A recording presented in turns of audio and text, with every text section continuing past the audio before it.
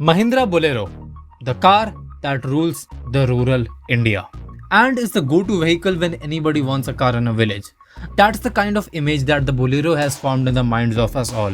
It's usually described as a workhorse that is a wonderful utility vehicle.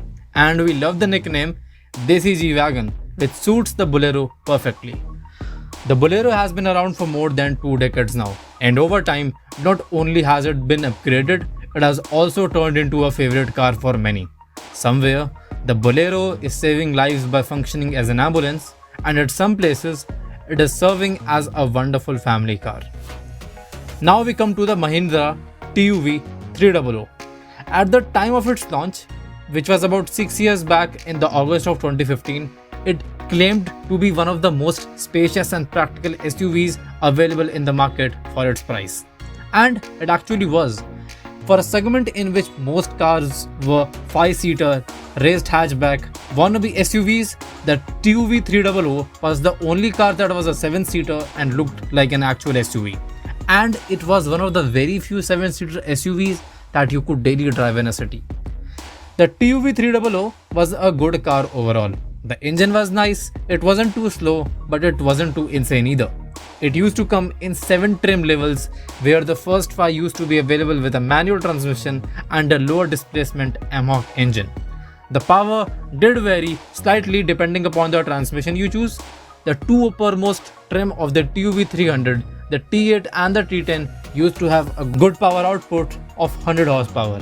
Later on, 3 years after the launch of the first TUV 300, Mahindra decided to take things to the next level.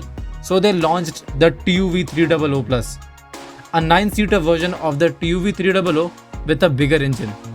It was powered by a Mahindra 2.2-liter Mach engine, and it produced 20 more horsepower than the standard TUV 300. Pretty impressive. It wasn't a wild success for Mahindra, and it did sell in good numbers. Also, you can still spot a few when you go out on the road. But it wasn't crazy enough to catch everyone's eyes. It wasn't the best car that the segment had to offer because of the less appealing overall package, but in terms of practicality, there was no beating the TUV 300 at that time. So think for a moment, how would it be if you combined the ruggedness, the toughness of the Bolero with the handling and the compact size of the TUV 300 and made a car out of it? Sounds amazing, doesn't it? Well, this amazing thing has just turned into reality. It's called the Bolero Neo. And don't worry, Bolero fans, the Bolero would continue selling.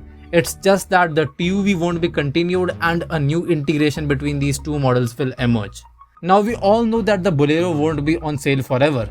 Its production will eventually come to an end one day. But to have its name live on for the future generations, Mahindra created a new face of the Bolero that will be carrying its legacy forward for a few more years. It's the same thing that happened with the Maruti 800. Once it was discontinued, Maruti created the Alto 800 to carry the legacy of the 800 for a few more years. The one thing that the Bolero Neo is going to be enjoying the most is the exclusivity part. There is no other car like it at the price. That price point is filled with compact SUVs or raised hatchbacks or MPVs like the Ertiga. So it can be said that the Bolero Neo might be creating a segment of its own in the market, where it will be enjoying the monopoly for a few years. Now there are a few points that I loved about the Bolero Neo that attracted me a lot from a customer point of view. But there are a few bad points that might affect the sales of the Bolero Neo severely. And in the end, it will be over to you to decide whether the Bolero Neo deserves that Bolero badge or not.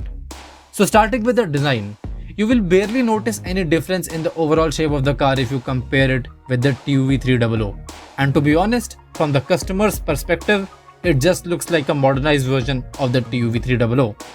But it's so much more than that. We can see the body claddings and how Mahindra has shaped the overall car.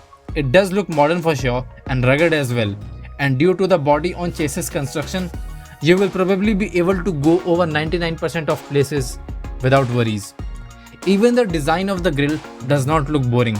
It's simple and makes the Neo attractive from the front end.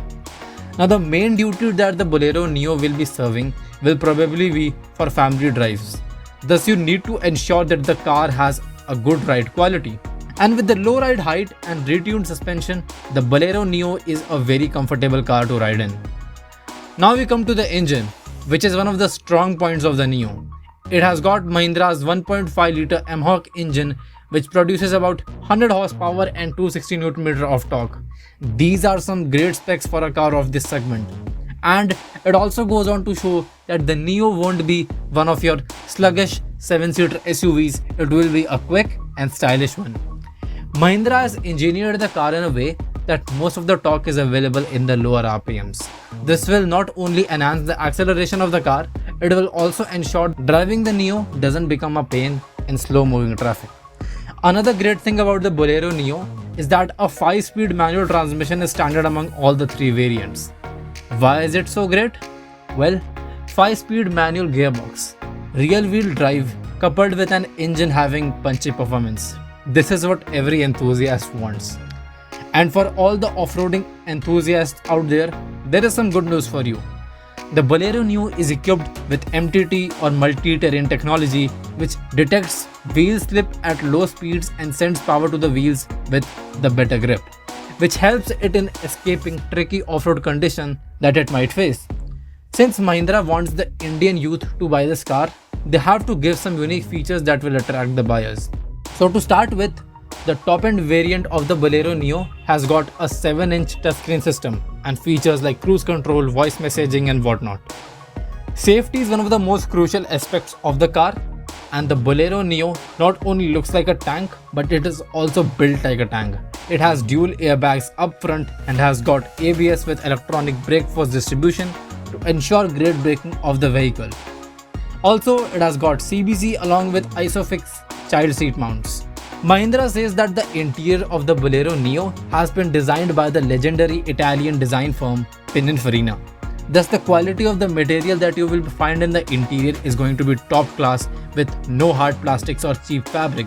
The Bolero Neo starts at Rs 8.48 lakh ex-showroom Delhi and it goes up to Rs 10 lakhs ex-showroom for the top-end variant. Mahindra has said that the Bolero Neo is going to be a low-maintenance car and the customers can trust Mahindra for its reliability. It's going to be a great addition to the market, especially for people who wanted a 7-seater but did not like that MPV feeling of the Ertiga and wanted a rugged SUV. So everyone, that will be all for this time. I trust you liked this one. If you did, then do share it with your friends and do consider subscribing to Motordrift for more such content in the future.